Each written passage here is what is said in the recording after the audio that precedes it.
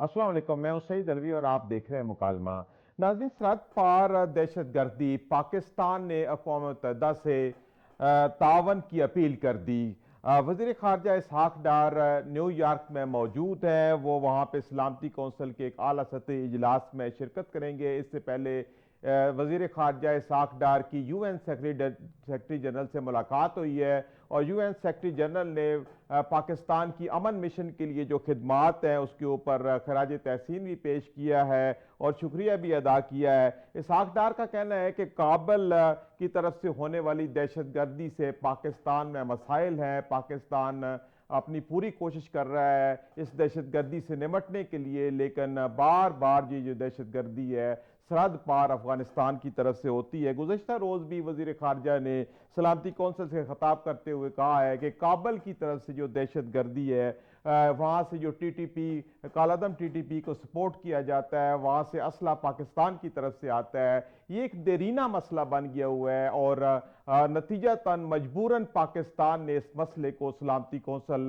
के सामने उठाया है। चूँकि आए दिन कोई ना कोई ऐसा वाक़या हो जाता है पाकिस्तान की तरफ, अफगानिस्तान के अंदर जो दहशत गर्दी के अड्डे हैं, बेसिकली वहाँ से ये दहशत गर्दी ओरिजिनेट होती है, वहाँ से खारजी आते हैं, वहाँ से असला आता है और इस वजह से पाकिस्तान के अंदर ख़ास तौर पर हमारी मगरबी सरहदों में के ऊपर और KP और बलूचिस्तान के अंदर जो इस वक्त दहशत गर्दी के वाक़यात होते हैं, उन वाक़यात से निमटने के लिए हमारी सिक्योरिटी फोर्सेज अपनी जानों का नजराना भी पेश कर रहे हैं। आए दिन ये मसला बना हुआ है, ये मसला अब एक देरीना शक्ल इख्तियार कर गया है और इस मसले से निमटने के लिए हमारी सिक्योरिटी फोर्सेज पूरी कोशिश कर रहे हैं। लेकिन अफगानिस्तान के अंदर जो अड्डे हैं उसमें सारी दुनिया जानती है कि भारत भी इन्वॉल्व है, दूसरे ममालिक की इन्वॉल्वमेंट है और वहाँ से ये दहशत गर्दी जो है ओरिजिनेट होती है। ये पाकिस्तान के लिए दर्द सर बन गया है। इस हवाले से पाकिस्तान ने जो है अपनी आवाज़ अक़वाम मुत्तहिदा के अंदर सलामती कौंसिल में उठाई है कि हमें इस दहशत गर्दी से बचाया जाए और इसी सिलसिले में इस वक्त हमारे वज़ीर ख़ारजा जो है वो सलामती कौंसिल से इजलास से खिताब के लिए न्यूयॉर्क में मौजूद हैं। इस हवाले से हम अपने प्रोग्राम में बात करेंगे। इसके अलावा हम एक और न्यूज़ आइटम डिस्कस करेंगे कि बलूचिस्तान के शहर बारखान में मुसल्लह अफराद ने बस से उतार कर 7 मुसाफिरों को शनाख्ती कार्ड देख के पंजाबी होने की बुनियाद के ऊपर कत्ल कर दिया गया है। ये एक बहुत बड़ा वाक़या है। पाकिस्तान के अंदर इस तरह के वाक़यात का होना एक बड़ी तशवीशनाक बात है। तो इसी हवाले से हम गुफ्तगू करेंगे तफसीली। मुझे प्रोग्राम में ज्वाइन कर रहे हैं मेजर जनरल जाहिद महमूद साहब, आप दिफाही तजियाकार हैं, तजियाकार फ़खर काका खेल साहब और इसके अलावा मलक अनवर ताज साहब, आप मेंबर हैं कौमी असम्बली के, आपका ताल्लुक है पाकिस्तान तहरीक इंसाफ से। तो बातचीत का सिलसिला शुरू करते हैं। तो फ़खर काका खेल साहब, इस वक्त जैसे कि मैंने अभी बताया कि अफगानिस्तान की तरफ से जो दहशत गर्दी आ रही है, कालादम TTP और मजीद ब्रिगेड और दूसरे जो खारजी हैं ये आ रहे हैं, इनको वहाँ से सपोर्ट हासिल है और हमारी सिक्योरिटी फोर्सेस जो हैं वो इसके ऊपर लगातार जो है वो कार्रवाइयाँ कर रहे हैं। तो आप ये क्या समझते हैं कि जो अफगानिस्तान की तरफ से दहशत गर्दी का हमें सामना है, इसको हम किस तरीके से डील कर सकते हैं? देखिए अलवी साहब, सबसे पहले तो ये कि अगस्त 2021 से पहले जी अफगानिस्तान के अंदर जो सो कॉल्ड डेमोक्रेटिक गवर्नमेंट थी, जी उस दौरान ही हिंदुस्तान ने उनके जो इंटेलिजेंस इदारे हैं जी उन्होंने वहाँ की इंडियंस के साथ मिलकर काफी हद तक न सिर्फ TTP बल्कि बिले में भी जी नेटवर्किंग की और अफगानिस्तान को बतौर बेस इस्तेमाल करते हुए हमारे बलूचिस्तान और जी खैबर पख्तूनख्वा को निशाना बनाया जी गया। जी खुसूसी तौर पर मैं जिक्र करूंगा जनवरी 2021 की, जब जी अजीत डोवल गए जी काबुल में, उन्होंने TTP के बीते के मुलाकातें की, जी अना को यानी अफगान आर्मी को भी ये जी कहा कि हम ट्रेनिंग भी देंगे और इसके अलावा दाइश जी जो आलमी तंजीम थी, जी कोशिश ये की गई कि दाइश और TTP के बीच में राबिते किए जाए। जी इस दौरान 3 अगस्त 1 को फॉल ऑफ काबुल था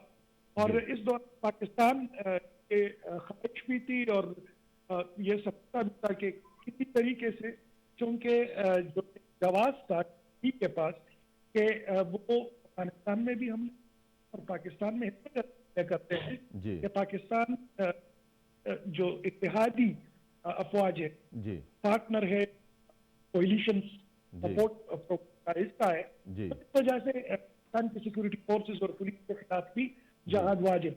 जी लेकिन जी अब वो जो मेजर वो था इन आर्गूमेंट था वो तो जी रहा नहीं था।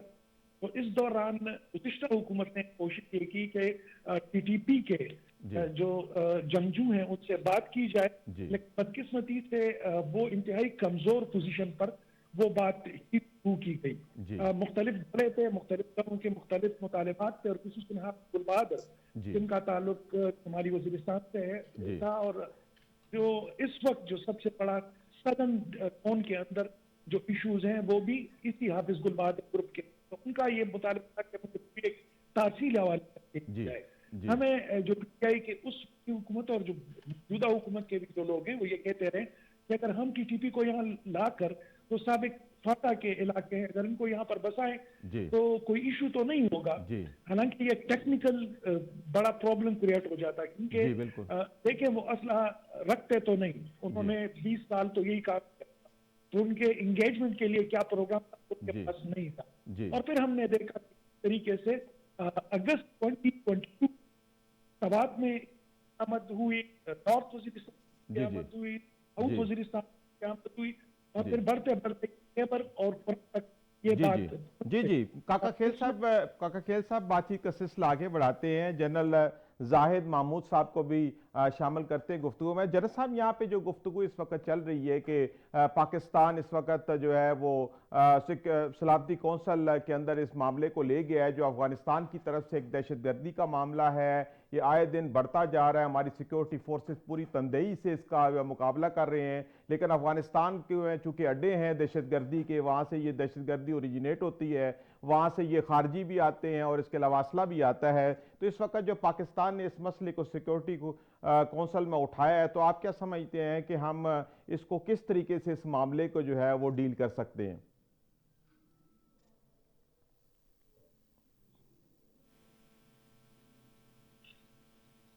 जनरल साहब, आपको मेरी आवाज आ रही है?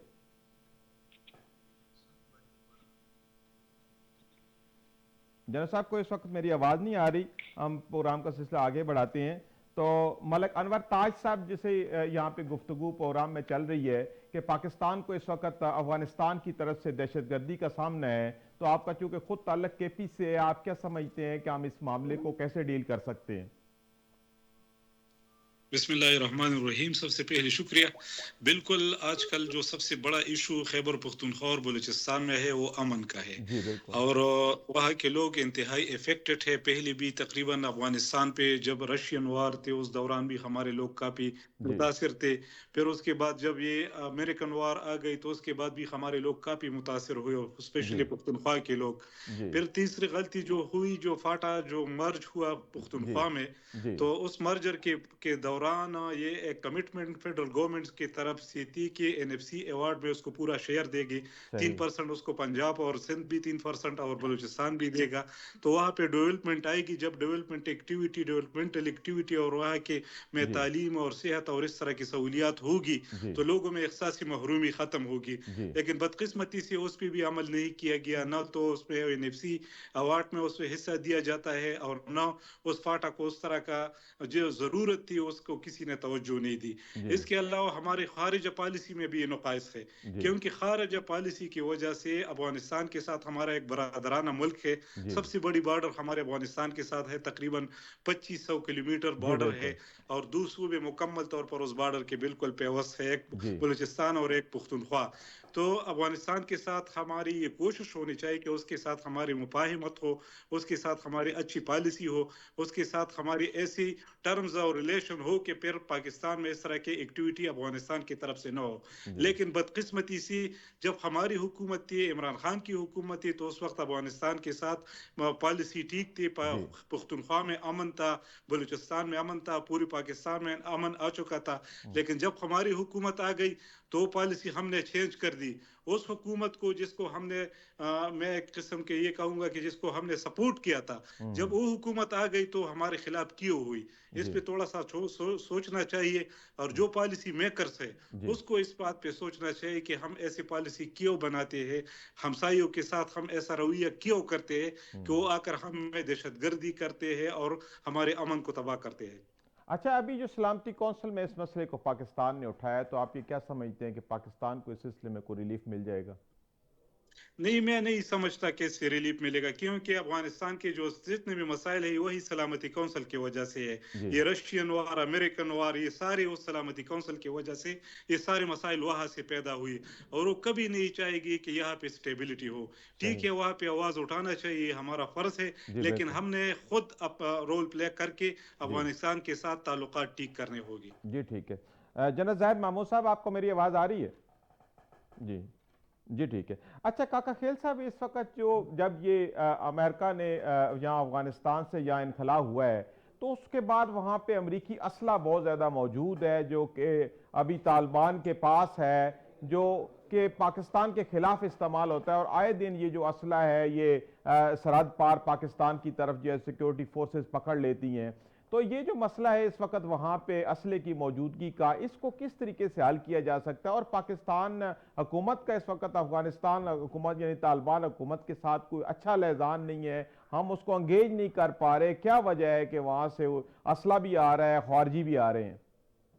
देखिए, इसमें दो तीन चीजें हैं। सबसे पहले तो ये है कि जो $7 बिलियन का और दीगर सामान की बात की जा रही है, जी उस हवाले से खुद अमेरिकन प्रेसिडेंट ट्रंप ने जी कहा है कि मैं वो असला वापस लेने की कोशिश करूंगा। जी ठीक है। बदकिस्मती से जो इस वक्त मौजूदा अफगान तालिबान की अबूरी हुकूमत है, जी हम भी लेंस से उसको देख रहे हैं, उसमें भी एक इशू है, क्योंकि जी ये एक मुनज़्ज़म फौज नहीं है, ये एक ऑल इंक्लूसिव गवर्नमेंट नहीं है।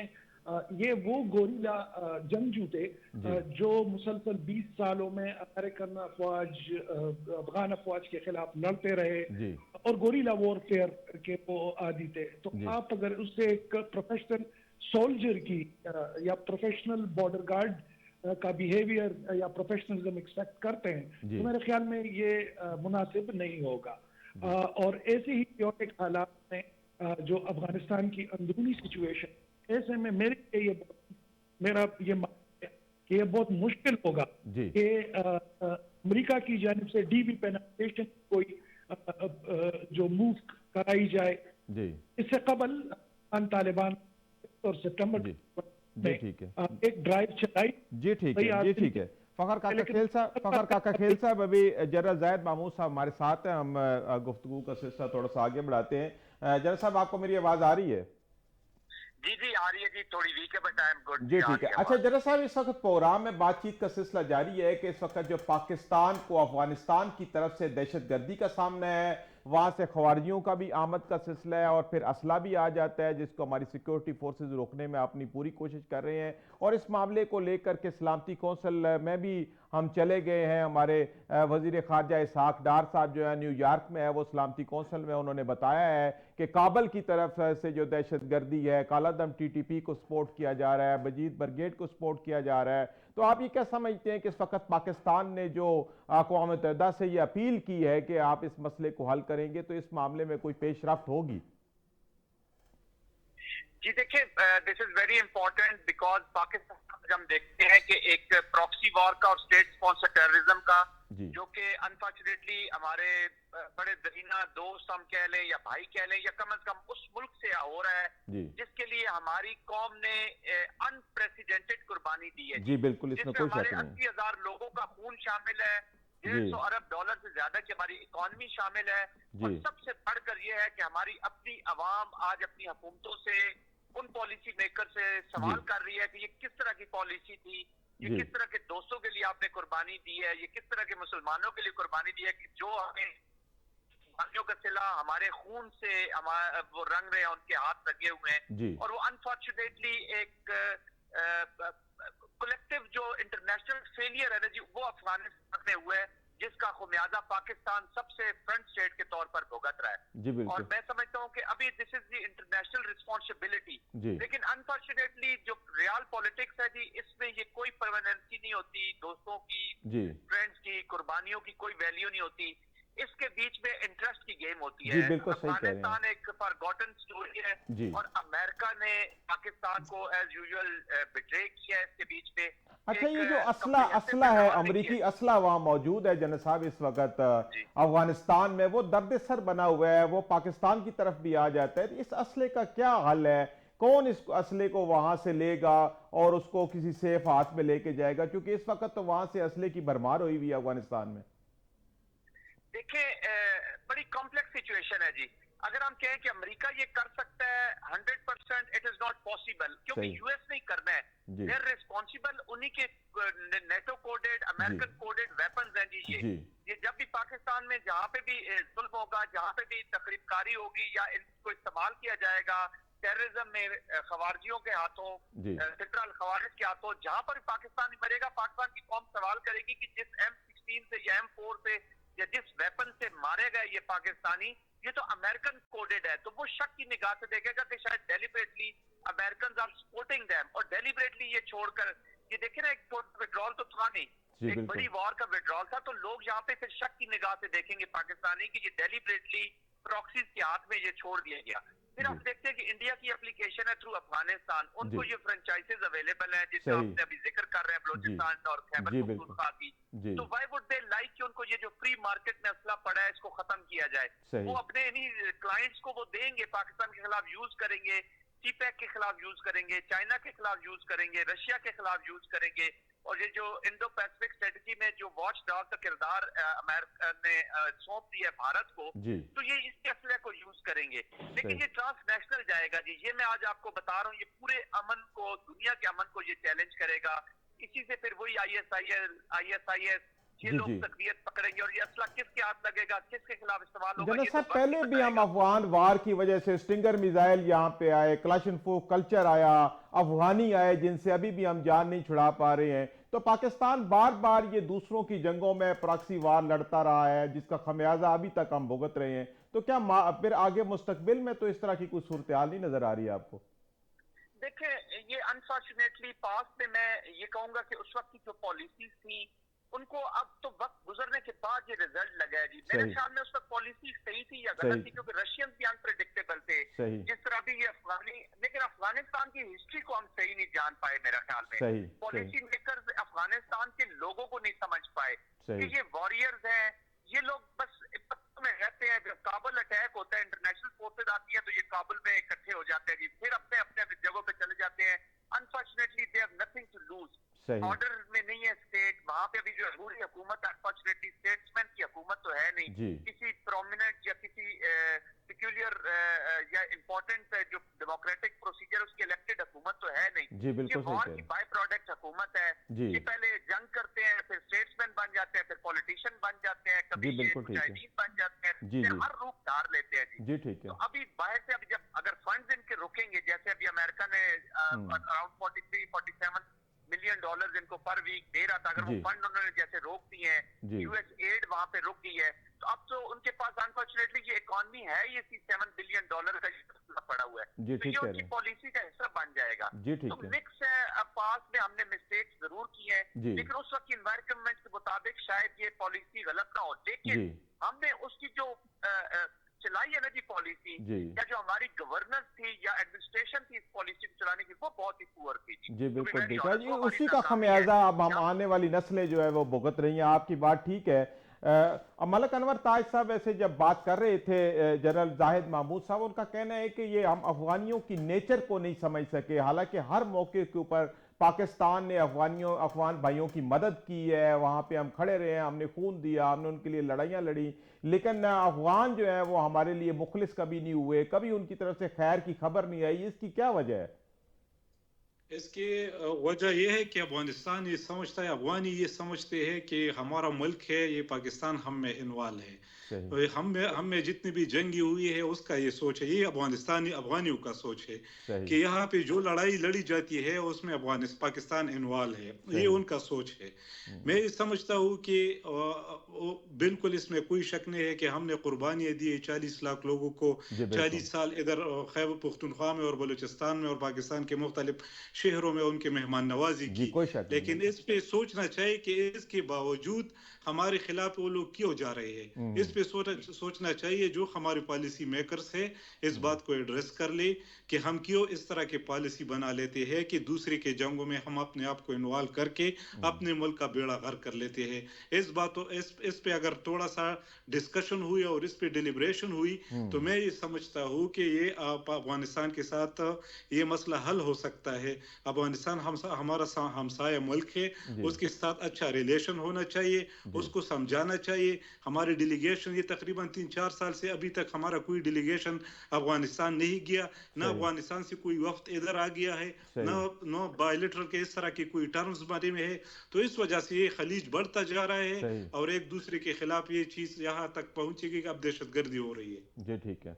अच्छा काका खेल साहब, ये क्या कोई पाकिस्तानी हुकूमत की जो सफारतकारी फेलियर है, हमारा सफारतकारी सही नहीं है कि हम अफगानिस्तान में तालिबान हुकूमत के साथ जो है वो अंगेज नहीं है पूरी तरह, उनसे अपनी कोई बात नहीं मनवा रहे हैं, और वहाँ जो अफगानिस्तान के अंदर पाकिस्तान के खिलाफ जो कार्रवाइयाँ हो रही हैं हम उसके ऊपर कोई अफगान हुकूमत को हम पाबंद नहीं कर पा रहे या उनसे तरफ दोस्ती को वो हाथ नहीं बढ़ा रहे हैं, ये कोई सफारतकारी का प्रॉब्लम है या कोई और मसला है? देखिए अलवी साहब, एक्चुअली दो चीजें, एक तो अफगानिस्तान के इंटरनल डायनामिक्स और फिर ये जो कॉन्फ्लिक्ट के हमारे साथ जो जी अगर आप बलूचिस्तान में देखें बीएलए वो इथनिक डायनामिक्स, फिर इस तरफ जब आप आ जाते हैं टीटीपी वगैरह ये चीज उनका शरीयत का इशू है, दाइश और पुरम में जो हो रहा है वो सेक्टेरियन वायलेंस है। सही। ओवरऑल अगर आप देख लें तो मैं जनरल साहब की बात को आगे बढ़ाऊंगा कि इस वक्त हमारे इस रीजन के अंदर दो फोर्सेज हैं, सही एक को हम स्पॉइलर कह सकते हैं, एक को हम कंपिटिटर कह सकते हैं। सही पाकिस्तानी सिक्योरिटी एस्टेब्लिशमेंट की, पॉलिटिकल एस्टेब्लिशमेंट की ये ख्वाहिश है कि हम किसी तरीके से कारोबारी और financial economic connectivity, regional connectivity की तरफ जाए। उसके मुखालिफ जो कुव्वतें हैं जो इस पूरे यहाँ से होकर, क्योंकि असल निशान जो जी ये जैसा कि हम सुना करते थे कि ये दो सुपर पावर की जंग थी, रशियन अमेरिकन, हमें शौक बड़ा था कि हमने ये सब कुछ किया, ये हमसे गलती हुई। जिस तरह अभी अगस्त 2021 में हमारे साथ गए, सब उठा कर कहा एवरीथिंग, अब जरूरत क्या है भाई, हो गया, हमसे ज्यादा इन्वॉल्व तो ईरानियन थे अफगानिस्तान के अंदर इस बार, लेकिन वो ये काम नहीं कर रहे, हमें बड़ा शौक होता। फिर ये जो सीपे के इस वक्त ये हमारे खिलाफ नहीं है, अगर आप निशाना इनका यूरोप पाकिस्तान में क्या हो रहा है तो कभी तो प्रॉक्सी नहीं बन, लेकिन आज आप ग्लोबली, चाहे वो किरमान का अटैक हो, चाहे वो का अटैक हो, वो ताजिक थे। तो हमें इन डायनामिक्स को समझने की जरूरत है, और चाइना बीजिंग को है कि भैया आप बात कर रहे हो, हमने $1 अगर आपको पे, वो तुम्हारे इंटरेस्ट है और तुम्हारी वजह से पाकिस्तान में जो कुछ भी हो रहा है लोकल इस तरह नहीं है, हमें समझना हो लोकल थे, अनलोकल थे, और ना कभी अब मुस्तकबिल में ये लोकल है। सही। अब तो पूरी दुनिया को पता है वो हिंदुस्तान नजर हिंदू जमात के जो वो जी ठीक है काका खेल साहब, बातचीत का सिलसिला आगे बढ़ाते हैं। जनरल जाहिद साहब, ये इस वक्त जो पाकिस्तान इस मसले को, अफगानिस्तान की तरफ से जो दहशतगर्दी आ रही है, इस मसले को लेके अक़वाम मुत्तहिदा में सलामती कौंसल गया है, वहाँ पे हमारे वज़ीर ख़ारजा मौजूद है, उन्होंने बताया है कि काबुल की तरफ से ये मामला चल रहा है, तो आप ये क्या समझते हैं कि सलामती कौंसल में इस मसले को उठाने से कोई पेशरफ्त होगी? जी, मैं अगर आपका सही समझ रहा हूँ तो आप ये कह रहे हैं कि जो हमारे फॉरेन मिनिस्टर वहाँ पे मौजूद हैं उससे कोई पेशरफ्त होगी। पेशरफ्त देखिए जी तभी हो सकती है जब यहाँ पे इन इंटरनेशनल कम्युनिटीज का वो जो यहाँ के थ्रेट दोबारा जनरेट होनी है वो हम उनको बता सकें। हम बल्कि इस तरह की अपनी कहानी हम उनको सुनाते रहेंगे, हमारे ऊपर ये उस वक्त तक देखे ना, अभी पास में अनफॉर्चुनेटली हम देखते हैं कि प्रेसिडेंट ट्रंप जो हैं, जो एंटी वॉर तो हैं, मैं इंटरेस्टेड हूँगा उनकी एंटी वॉर पॉलिसी में, मैं इतना इंटरेस्टेड नहीं हूँ, मैं इंटरेस्टेड हूँ उनका वो प्रो पीस कितने हैं।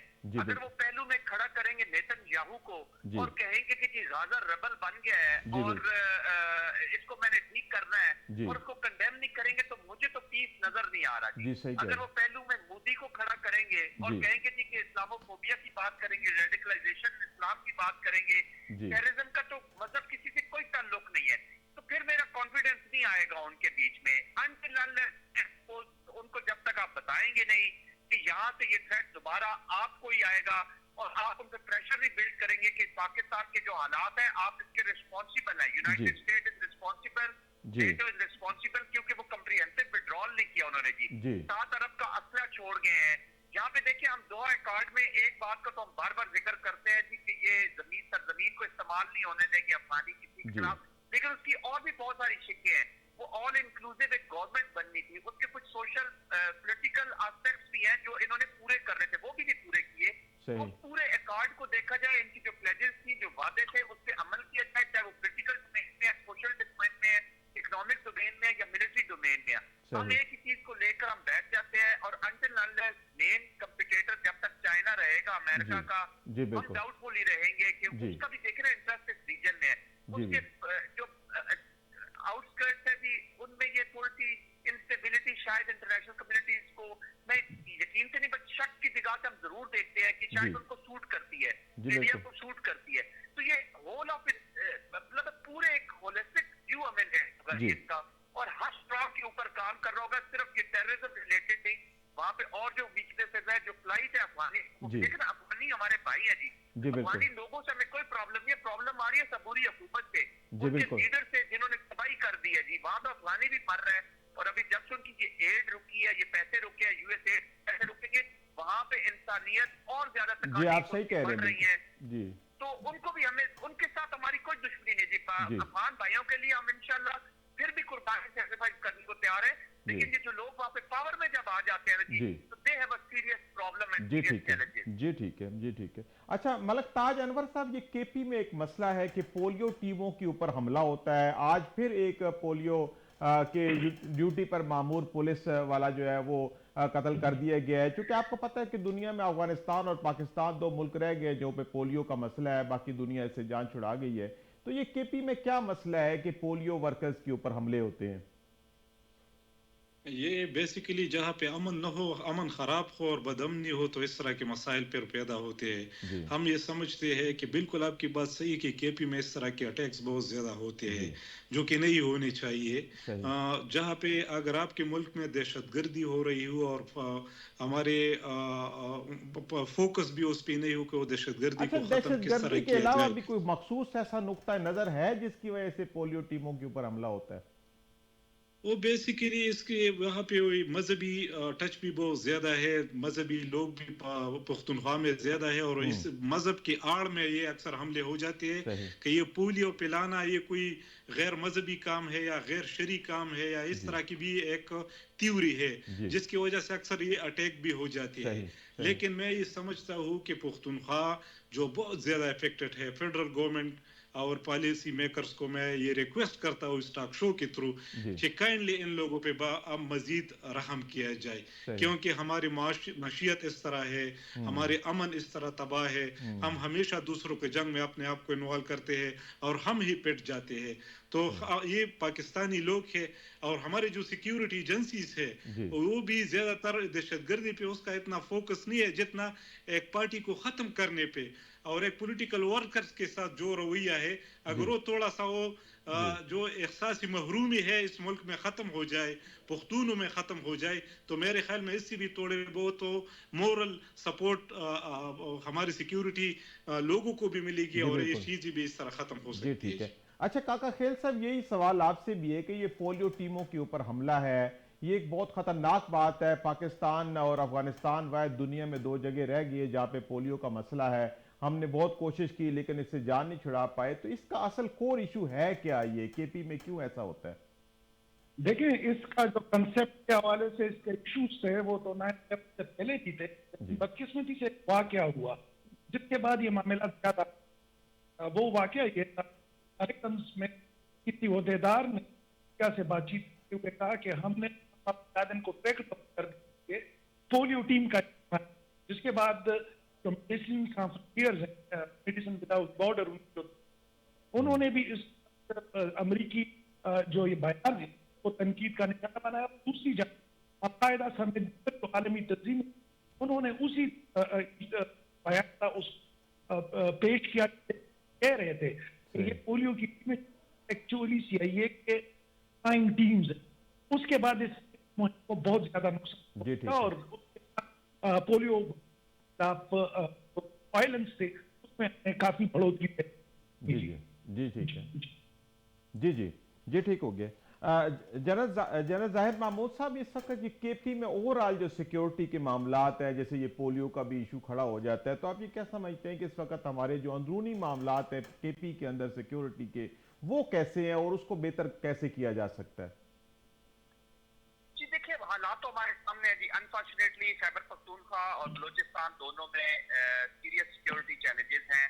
जी इसमें हमारा whole of a nation approach जब तक हम नहीं अपनाएंगे, अभी देखिए विद ऑल माय रिस्पेक्ट, हम अगर यही करते रहेंगे जी, फेडरल गवर्नमेंट ये करे, फेडरल गवर्नमेंट कहेगी सूबाई हुकूमत ये करे। पहली बात तो ये है कि this is the whole of a nation approach. वो चाहे खैबर पख्तूनख्वा का पाकिस्तानी नुकसान उठाए, या पंजाब का उठाए या सिंध का उठाए, ये पाकिस्तान का नुकसान है। और Pakistan is not a banana Republic, हम इसको बिल्कुल ही लोगों के रहमो करम पर छोड़ दीजिए। तो I think whole of a nation approach में जो फेडरल की मिलिट्री पॉलिटिकल लीडरशिप है, कम से कम हम सिक्योरिटी, इकोनॉमिक्स और ये जो हमारी चीजें ना, इन पे हम एक एजेंडे पे काम करें जी। बाकी पॉलिटिक्स चलती रहेगी, स्टेबिलिटी की तरफ हम आज नहीं तो कल इंशाल्लाह जरूर जाएंगे, ऐसी बात नहीं है। बाकी पॉलिटिकल स्टेबिलिटी भी बहुत जरूरी है। लेकिन ये जो सिक्योरिटी के चैलेंजेस, अभी मैं आपको बताता हूँ बलोचिस्तान की, मैं आपको मिसाल देता हूँ जी। बलोचिस्तान में अभी ये जो इंसिडेंट हुआ है, अभी ये 7 लोग मारे गए हैं जी, ये जो लेवीज और इनकी ना 2 पोस्ट हैं जी, उनके दरमियान में हुए 500 गज के फासले पर 2 पोस्ट हैं। अच्छा। और उनके दरमियान में ये हो रहा है। और लेवीज के वहां से लोग निकले 83,000 के करीब लेवीज और इस तरह के पुलिस वहां पे हमने भर्ती किया, जिनमें से 60% तो घोस्ट है, उनका पता नहीं चल रहा, ट्रेस ही नहीं हो रहा। 80% बी एरिया जी बलोचिस्तान में, जहाँ पे रिटी मतलब ये लेवीज का पता नहीं चलता जी कि है भी कि नहीं है। सरदार इनको भर्ती करते हैं, डीसी के नीचे ये काम करती है, ऑन ग्राउंड है नहीं। और 90 अरब रुपए हम लगाते हैं जी उन पे। इनकी अकाउंटेबिलिटी होनी चाहिए, इनको खत्म करें या तो उसकी जगह ऐसी फोर्स लाएं जो वहां पे अवेलेबल तो स्टेट की इन चीजों से लोगों का कॉन्फिडेंस खराब हो रहा है जी इन द स्टेट के, ये तो हमें प्रोटेक्ट ही नहीं कर सकती। तो गवर्नेंस, मिस गवर्नेंस के इश्यूज ज्यादा है, बैड गवर्नेंस के इश्यूज ज्यादा है, देन की नियत या कोई और चीज इसमें शामिल हो। तो आई थिंक हमें एक एक चीज को एड्रेस करना है। पाकिस्तान की आवाम की जान इतनी फजूल नहीं है कि इसके लिए, ठीक है, फौज और एफसी के लोग तो कुर्बानियां दे रहे हैं, अपनी ड्यूटीज दे रहे हैं, लेकिन जो बाकी चीजें हैं जहाँ पे गवर्नेंस आनी है, जहाँ पे एडमिनिस्ट्रेशन आनी है, खुदारा अभी हमें बैठकर सबको रिस्पॉन्सिबिलिटी रिविजिट करना चाहिए, मामलात को बेहतर करना चाहिए। बहुत अच्छा कर रहा है। दूसरा बुरा, एज अ पाकिस्तानी फेलियर है, और कामयाबी हुई तो पाकिस्तान की कामयाबी होगी, नाकामी हुई तो पाकिस्तान की नाकामी होगी। क्योंकि फिर हम ये नहीं कह सकते फलां ने किया और हमने तो ऐसा नहीं किया, एक दूसरे पे ब्लेम नहीं हम डाल सकते। जी ठीक है, जी ठीक है जनरल साहब, जी ठीक है। अच्छा फखर काका खेल साहब, ये बलूचिस्तान के इलाके बारखान में ये एक सानिया हो गया है और शनाख्ती कार्ड देख के नेशनल हाईवे के ऊपर 7 लोगों को जो है वो फायरिंग करके कत्ल कर दिया गया है। कत्ल करने वाले भाग गए, पता ही नहीं चला। सिक्योरिटी फोर्सेज, जनरल साहब कह रहे हैं कि 2 सिक्योरिटी जो पॉइंट्स है वो उसके करीब थे, लेकिन इसके बावजूद ये मामला हो गया। तो इस तरह के जो मामलात हैं, ये पाकिस्तान की ओवरऑल जो सिक्योरिटी है, खासतौर पर केपी और बलूचिस्तान में जो हालात हैं, और खासतौर पे ये आइडेंटिफाई करके ये पंजाबी थे तो उनको मार दिया गया, एक बहुत बड़ा सानिया है। तो आप ये क्या समझते हैं कि हमारे अपने जो अंदरूनी मामलात हैं उनको हम कैसे एड्रेस करें ताकि इस तरह के सानियात से जो बच सकें? देखिए अली साहब, किया था कि जो ऑयलर का जिसके अंदर खुद इंडियन खुद भी कि हम इन्वॉल्व और तो बलोच अध्यापक हैं वो कह रहे हैं बिल्कुल अगर इंडिया में सपोर्ट करता है तो वो सपोर्ट दे। यहाँ तक हालात उसके लिए हमें जो सोल्यूशन हुई है मेरे ख्याल में वो यही हो सकता है, अपना पावरफुल जो नैरेटिव है जिसके जरिए कुछ नौजवान को परागंदा किया जी वो नहीं हो पाए। वन, दूसरा ये कि जो पॉलिटिशियंस है क्योंकि में पार्लियामेंट किया गया और जो दीगर अनासिर दी गई, यही वजह जो बलोच यूथ उसका बैलेट बॉक्स बाहर उठ गया है और वो पा सकता है। दूसरी जानिब जो खैबर है जिसकी तरफ आप मैं ये जी